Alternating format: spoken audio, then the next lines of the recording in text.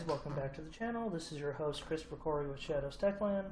At this point in time, with the way things are in today's world, cybersecurity, intrusion protection, security and privacy, data protection, and just protection in general has become a lot more apparent and definitely something to take more serious, especially in the corporate and level world, things of that nature.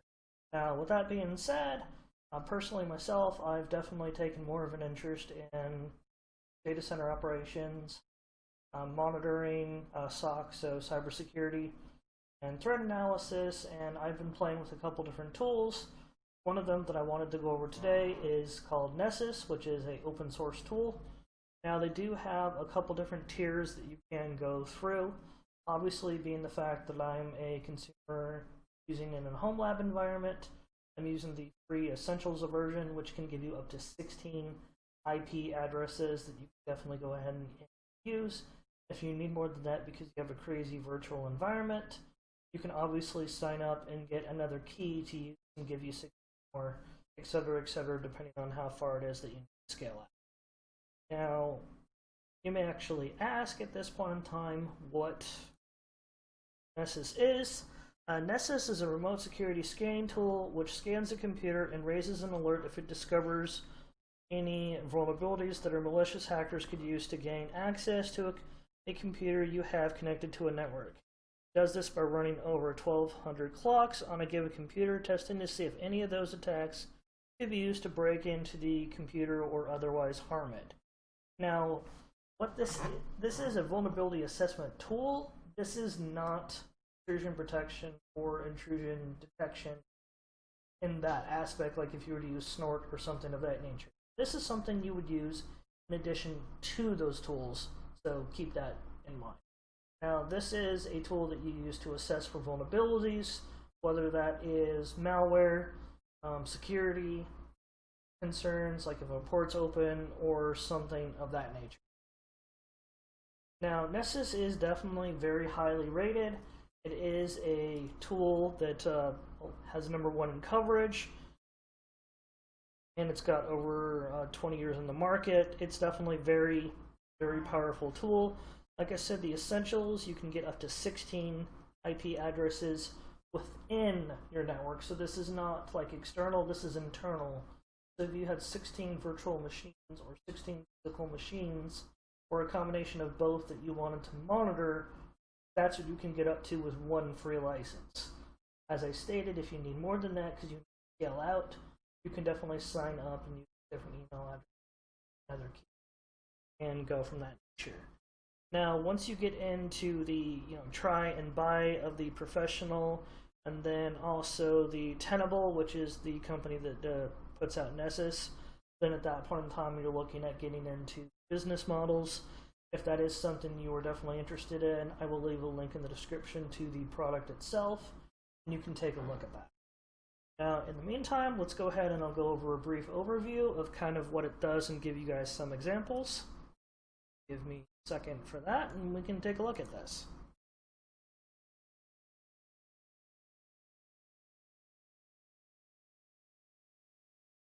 So as of right now, I've got 8 hosts out of 16, so I've still got another 8 or so hosts that I could use.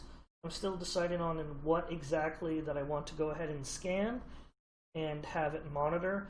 Now, one of the other stipulations as well that I do want to give you, which is kind of a gotcha, you can only have one scheduled task set up at a time. Right now I have the actual vulnerability scanning as my task. Now, there is a crap ton of plugins that you can go ahead and you can use with this. You can set up policy and rules and notifications, what you want scanned. There's actually a really big community behind this tool and a very large research team that is also behind this as well. I will go ahead and you can see it kind of breaks it down into info. Hey, this is just to let you know. Low risk, medium, high, and critical. So as an example, let's take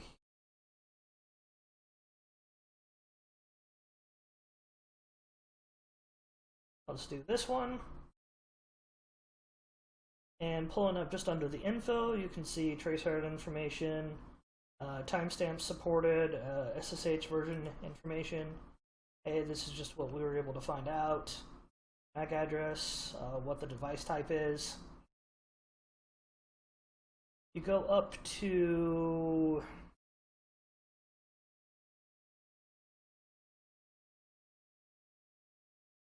this is my Unraid server here, and you can see that there's quite a bit of information that it was able to gather.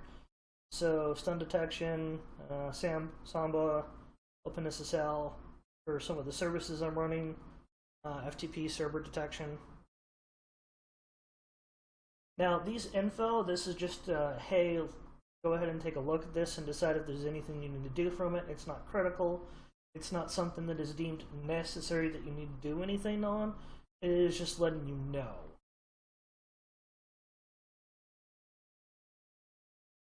Then there was able to see Windows Samba service installed on it. Obviously with my Unraid server I'm using Samba shares because I do have a mixed Windows and Linux environment, so I do need to have shares set up in both, so it was able to find that.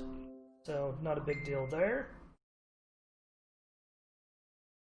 Go over to medium alerts. A couple other things, IP forwarding.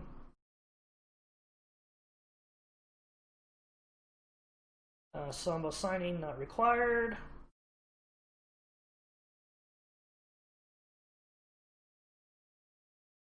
And I do have a setting on my server because sometimes with Windows and Samba with Unraid, especially with the newer ones, they're starting to phase out the older versions of Samba. So as you can see, it shows the Microsoft Network Server Digital Sign Communications is always on, letting me go ahead and sign in and not having to worry about the older Samba versions being installed.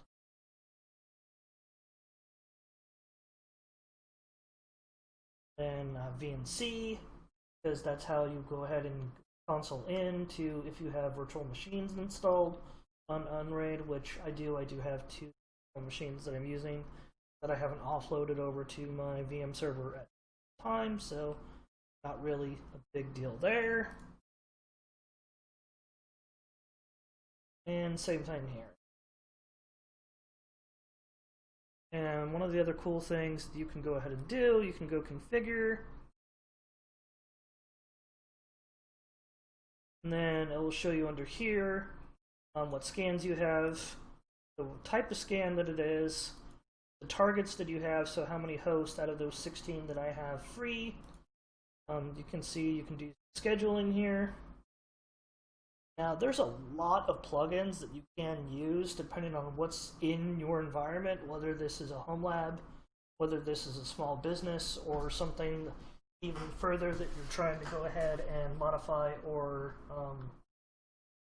manipulate to try and get experience in. I mean, there's Amazon checks you can do, CentOS, security, denial of service, malware scans, SCADA, SMP traps, Windows environments that you can do scanning on. And then you can set up policies for scan templates. There is actually a very large community that you can go ahead and get behind. If you have any questions or concerns, you can go ahead and reach out to those guys. They're definitely really super smart environment and a community to go ahead and reach out to. I have went ahead and just kind of played around in there. There's a lot of good information. As you can see, if you do new scan, you can do host discovery. There's anything from audit trails. You can set up also if you have MDM for managing mobile devices, whether it's like tablets or phones. Patch auditing, padlock detection, bash, drown, malware scans that you can go ahead and set up. Also, the AMT security bypass for Intel-based CPUs, WannaCry ransom. Go ahead and have monitoring set up for that. Now, keep in mind, as I stated already, with Nessus, it's a vulnerability assessment tool.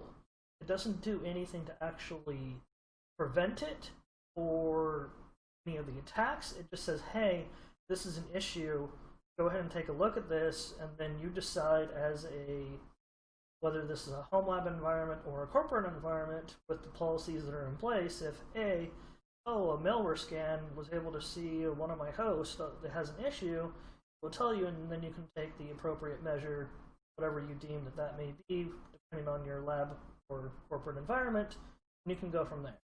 Instead, this is a vulnerability assessment tool.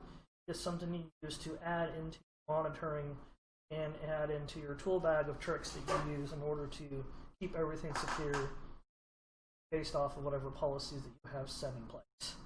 Like I said, if you have any other further questions, you can definitely feel free to reach out to me on my social media. I will leave a link in the description regarding more information on the tool and where you guys can go ahead and go in order to request your own free trial. Other than that, thanks and have a good day, guys. I'll talk to you later.